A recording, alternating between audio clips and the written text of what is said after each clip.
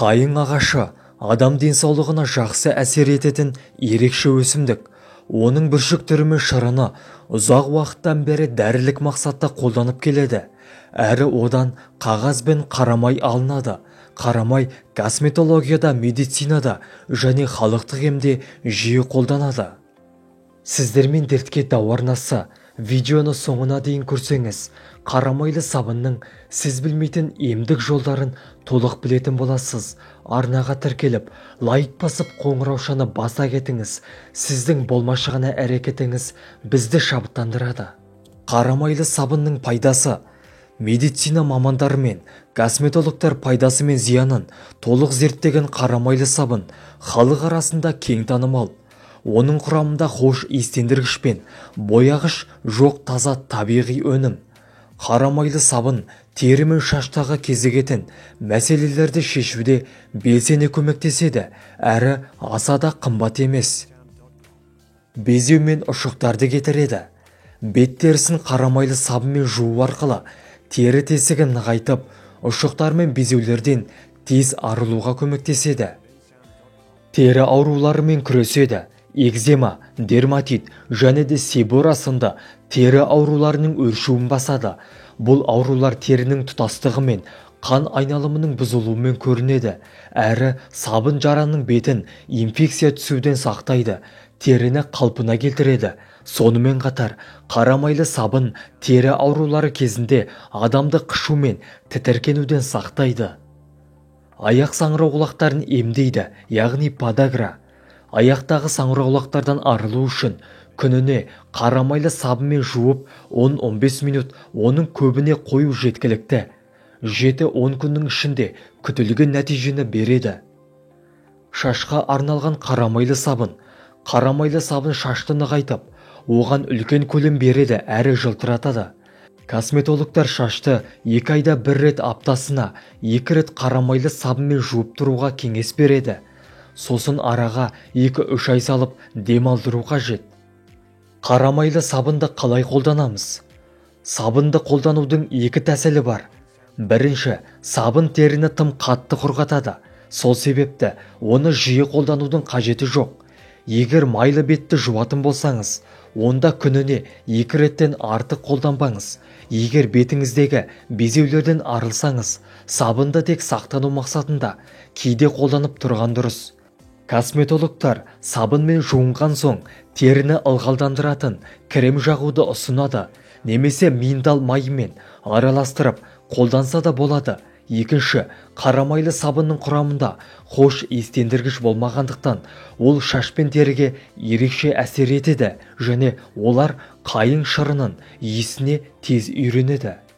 Кейбір косметикалық бұйымдар сымбатты көрінуге жол ашқанмен, оларды сатып алуға кез келгеннің қалтасы көтере бермейді. Бірақ косметикалық бұйымдардан кем болмайтын, әрі қолжетімді бағамен сатылатын қарамайлы сабын бар. Қазіргі таңда қарамайлы сабынға деген сұраныс күн сайын артуда. Себебі қарамайлы сабынға деген нәзік жандылардың қызығушылығы басым. Қарамайлы сабынның 90% сабыннан, ал 10% қайың қарамайынан тұрады. Емдік қасиеттерге бай қайың қарамайы псориаз, дерматит, сүйел, тағы да басқа тері ауруларының алдын алып, бактерияларға төтеп береді. Қайың қарамайы терідегі сызаттардың болмауына, жарақаттардың жазылуына ықпал етіп, теріні күйік шалғанда да көмекке келеді. Беттегі қарадақтар мен безеулерден арылам десеңіз, тұрақты түрде қарамайлы сабынды қолданыңыз. Қарамайлы сабынның иісі жағымсыз келеді. Иістің жағымсыз келуі оның құрамындағы табиғи құрамдас бөліктердің басым болуында. Жағымсыз иістен құтылу үшін сабынды тұрақты пайдалану керек, немесе сабынды сауытқа салып қою керек. Қарамайлы сабынмен күніне 2 рет бет қолыңызды жуса, теріңіз қатайып нәрленеді. Қарамайлы сабын тері ауруларына ғана емес, шаш күтіміне де өте пайдалы. Қайызғақтан арылам десеңіз, шашыңызды қарамайлы сабынмен жуып тұрыңыз. Шашыңызды жуған кезде сабын суды қолданбас бұрын Қарамайлы сабынды қолданыңыз. Қарамайлы сабын шашты жалтыратып, оның ұшанып түсуіне жол бермейді. Бас терісін қатайтып, шаштың өсіміне оң әсерін береді. Косметикалық сабындарға қарағанда қарамайлы сабын әлдеқайда жақсы. Оның құрамында химиялық заттар болмайды. Бағасы да қолжетімді. Бір сабынның бағасы дәріханаларда 100-150 теңгені құрайды, ал сабынның сұйытылған түрі әлдеқайда қымбатырақ.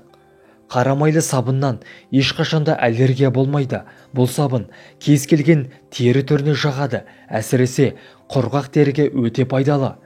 Қарамайлы сабынды жаз мезгілінде сирек, ал қыс мезгілінде жиі қолдану керек. Себебі сабын қысты күні теріні суық аяздан сақтайды. Жаз мезгілінде сирек қолданудың себебі аптап ыстықта тері майлы болады. Сондықтан да жаз күндері сабынды 2 рет қана қолдану керек. Кәдімгі кір сабынның да кереметі көп екен.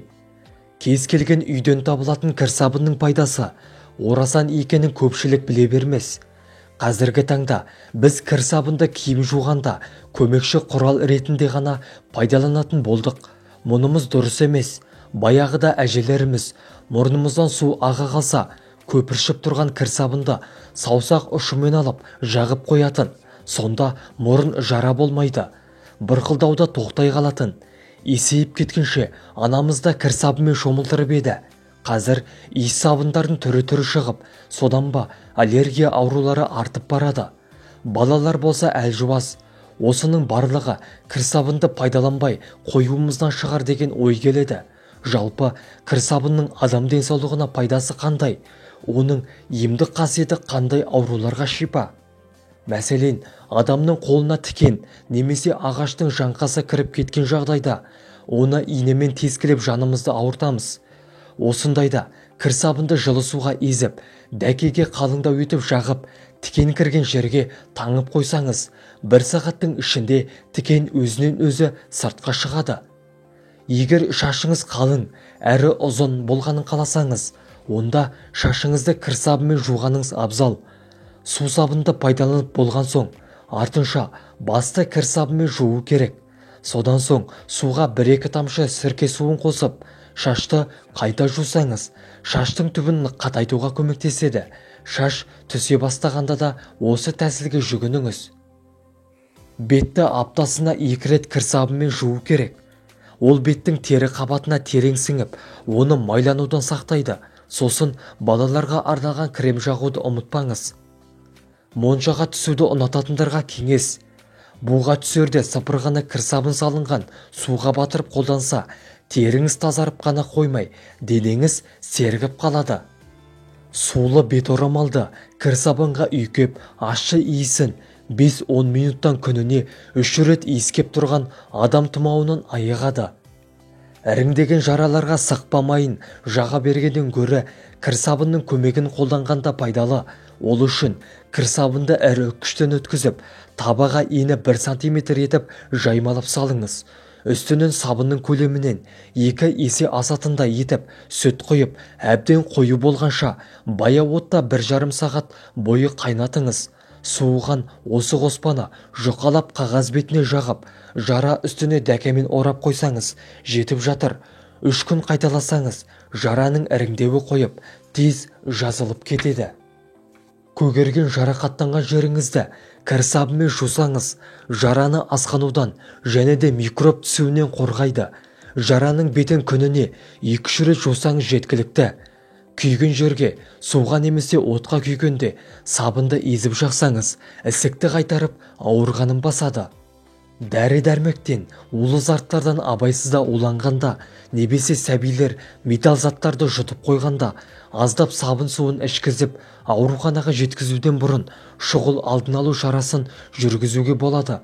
Оны қолдануда көңіл бөлетін тұстар әсте көп мөлшерде ішкізіп жіберуге болмайды. Таза сабынды жұқа жапырақтап турап, қайнаған жылы суға ерітеді. Сосын ересек адамға 300-500 мл, ал балаларға 100-200 мл ішкізсеңіз, улы зат құсықпен бірге түседі. Бұл арқылы матал заттардың асқазанды зақымдауынан сақтана тұруға да болады. ит қауып алған жағдайда қан тоқтағаннан кейін жараға сабын ерітіндісіне малынған дәкені басыңыз. Құлап қалған жағдайда соққы тиген жерге дереу кірсабынды жағыңыз, ол көгеруден сақтайды. Ер адамдар қырынғаннан кейін тері тітіркенсе, кірсабынмен сабындап қоюға болады. Көпіршік кебуін күтіп, кепкеннен кейін сумен шайыңыз. Видеоны жақындарыңызбен және достарыңызбен бөлісіңіз.